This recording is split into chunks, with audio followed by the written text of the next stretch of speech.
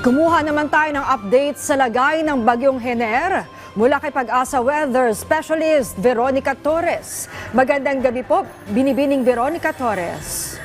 Magandang gabi din po, Miss Maan, pati na rin sa ating mga taga-subaybay. So, kanina ngang alas 4 ng hapon ay itong si Hener ay nasa 235 kilometers kanluran, hilagang kanluran ng Baguio City. Ito ay nagtataglay ng lakas na hangin na 55 kilometro kada oras malapit sa sentro at bugso na aabot sa 70 kilometro kada oras. Ito ay kumikilos sa direksyon kanluran sa bilis na 30 kilometro kada oras. Meron pa rin naman signal number 1, ito dito sa may Ilocos Norte, Ilocos Sur, La Union at western portion ng Pangasinan. At inaasahan nga natin na posible nang lumabas ng ating Philippine Area of Responsibility itong si Hener tonight or tomorrow morning.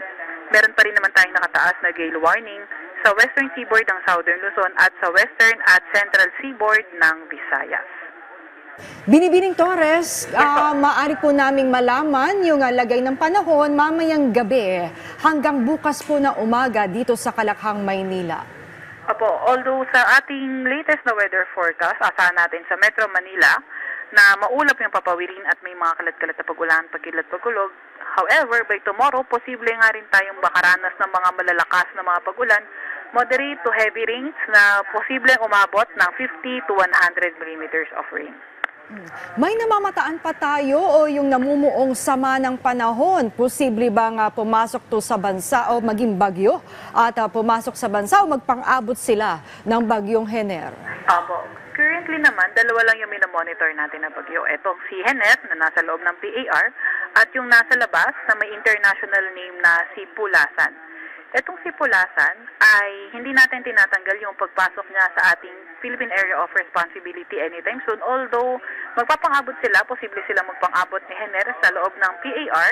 However, since napakalayo naman nila sa isa't isa, so halos wala naman silang interaction maliban sa paghatak sa southwest monsoon.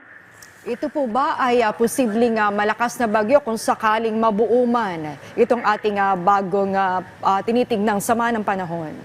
Currently po itong si Pulasan, ito pa po yung minomonitor natin noong mga nakaraang araw pa. So, ngayon ay nasa may tropical storm